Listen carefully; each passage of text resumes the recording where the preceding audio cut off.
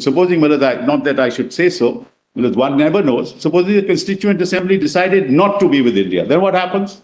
We would have to do what we did to Junagadh. There are two types of temporary provisions in Part 21. One type is Article 369. 369 says Parliament had the power to make laws for a period of 5 years. That's correct. On certain matters, even if they may not be in the concurrent. Absolutely, yes. So they were temporary with reference to time. They were temporal. I agree. Then 370 is an illustration of a case which is temporary in the sense it will operate till abrogated. Would it be? I mean, we're just when Mr. Not till abrogated. When we are putting your point, it's actually we are thinking. That, I understand. Yeah, we are just. I understand. This is your lordships have always done this, Your lordship. This is a very fruitful debate because we all have to understand. We are here standing and it's only for in that India. process that we can really. For the people of India, we're not. This is not something that we believe we are totally integrated into India. That's not an issue. We have said so. I mean, our constitution says we're an integral part of India. So where's the question of moving away from that? There were only two choices, We said, the Constituency Assembly said all of constitution to apply. We'd be like any other state. But they don't have to make a constitution of their own. Then they don't have to make a constitution of their own. Indian constitution applies. Once again. They don't have to make a constitution of their own.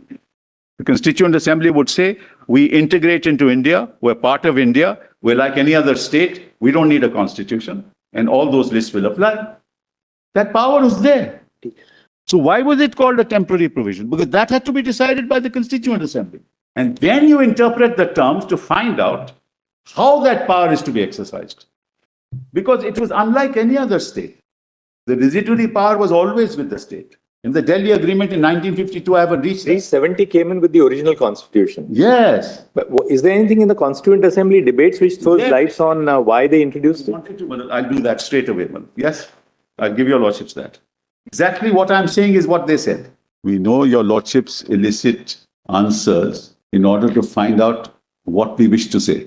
Not that your lordships have ever decided on one way or the other. We always do that, and I've seen the last word is said in a matter, Mr. Sibal, everything is open. When the printed word comes, that's the last word. Yes, I always felt, Mr. Sibal, the judge is very quiet, there is a problem. That's a real problem. It's a real problem, which we face. Actually, Mr. Sibal, there are times when you start dictating a judgment, you start dictating it with a certain... And then you change your mind. And you start dictating with a certain conclusion in mind. Because that's what you have formed. When you start dictating it, then you realize that your line of reasoning is wrong because, when you dictate, the logical syntax has to fall in place when, you are engaged with yourself. Then you realize, no, it's not going to fit in like this. Quite frankly, Miller, and I'll be honest, when I looked at it myself, I asked this question that your lordships is asking me. I answered myself that question. So clearly, Miller, it gives you an indication why it was interim. It gives you an indication why it was temporary. Because there was nothing in place. Legislature was not working, Constituent Assembly was not in place, and the will of the people had to be taken, which was reflected in the Constituent Assembly. Therefore, it was temporary. And therefore, 370, now remember this, when 370 is enacted in 1950, at that point in time, nothing is in place. And yet in 373, they say, you will have to get the recommendation of the Constituent Assembly. That is, dehors the Constituent Assembly having been formed. Dehors its constitution. Why would the Constitution say that? The government of the state feel that in view of the commitments already entered between the state and the center, they cannot be regarded as final authorities for the giving of this concurrence, though they are prepared to give it in the interim period. But if they do not give this concurrence, if they do give this concurrence, the clause provides that that concurrence should be placed before the Constituent Assembly when it meets, and the Constituent Assembly will take whatever decisions it likes to take. What can be clearer than this? The last clause refers to what may happen later on, which is why it's temporary. So the paragraph which you read is with reference to clause 2, not with reference to clause 3. Yes, I'm not saying that. I am just reading. The last clause is clause 3. I'm saying I'm reading it holistically so you know why it is called temporary. 2 and 3 are temporary. 2 and 3 are temporary, no doubt about it, because they have to be actually agreed upon by the legislature, by the Constituent Assembly. Now C3. The last clause refers to what may happen later on. We have said Article 211A, which is 238A, will not apply to Jammu and Kashmir. But that cannot be a permanent feature of the constitution of the state, and hope it will not be. So the provision is made that when the Constituent Assembly of the state has met and taken its decision, both on the constitution for that state and on the range of federal jurisdiction over the state, the President may, on the recommendation of the Constituent Assembly, issue an order that this Article 306A shall either cease to be operative or shall be operative only subject to such exceptions and modifications as may be specified by him. But before he issues any order of that kind, the recommendation of the Constituent Assembly will be a condition precedent. That explains the whole of the article. I mean, we, in hindsight, sitting in 2023, can't interpret a provision except on its terms. We're here to interpret the Constitution. We're not here to legitimize a process which is inconsistent with the express terms of the Constitution. This explains several things. One, why it was a temporary provision. Two, Constituent Assembly had not been constituted then. It was envisaged in our Constitution that it will be constituted, and the ultimate authority of abrogating 370 will be left to the Constituent Assembly. And a precondition of that would be a recommendation of the Constituent Assembly for the President to pass an order. Absent that, it can't be done. That was the understanding of the lawmakers, of the Constitution makers of India, of the Constituent Assembly.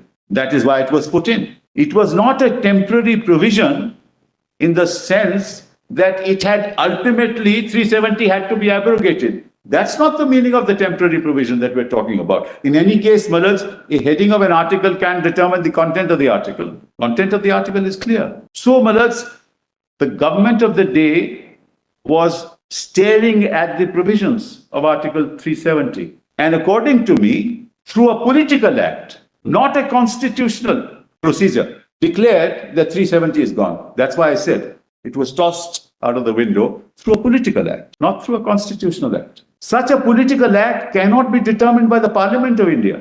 It's not in the remit of the Parliament of India to take a political decision to abrogate 370. And I will demonstrate as we move along, Malaz, how it was done and in what manner it was done. Nobody can deny that the people of Jammu and Kashmir are with the Union. It's an integral part. Nobody can deny that.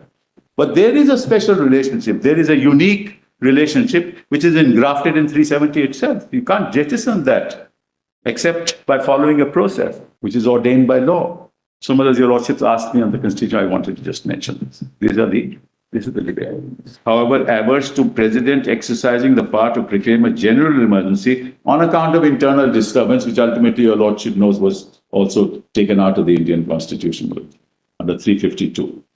At the relevant time, it was there. It was there at the relevant time, but the state said we will not allow it to be exercised. I'm just trying to think aloud. At the relevant time in 75.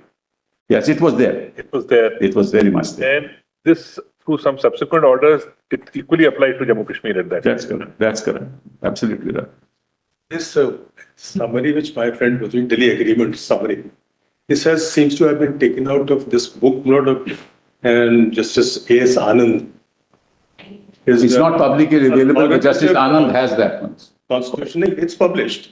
Constitution no. The agreement is not publicly available. So he has given the authoritative statement in the sense, what is it? What does it imply? That's correct. This is also part of the compilation, which is before your yes. Justice That's what we were reading. Yes. So, but what happens ultimately is that Parliament exercised the will of the people of Jammu and Kashmir when they abrogated the article. That's what happened. They took upon themselves the constitutional responsibility of saying that we are now the legislature, we are the Constituent Assembly, and we will exercise the will of the people of state of Jammu and Kashmir to say that we abrogate 370. In essence, that's what happened. Is that possible constitutionally? Is that envisaged by 370? Is this not an exercise of political power without reference to 370? And can such a power be exercised in the manner in which it was exercised? That's a matter of procedure. Then there is citizenship. We need not go into it. Fundamental rights. We don't have to go into all this. I have to say, Malaz, that I've been and even though I say it to myself, a good student because I can access it immediately. This is my second constitution where I see the Chief Justice who's made me take to this. No, Malaz, I done. My Lord said to me, I'm not going to allow you to argue on your. So I had to learn.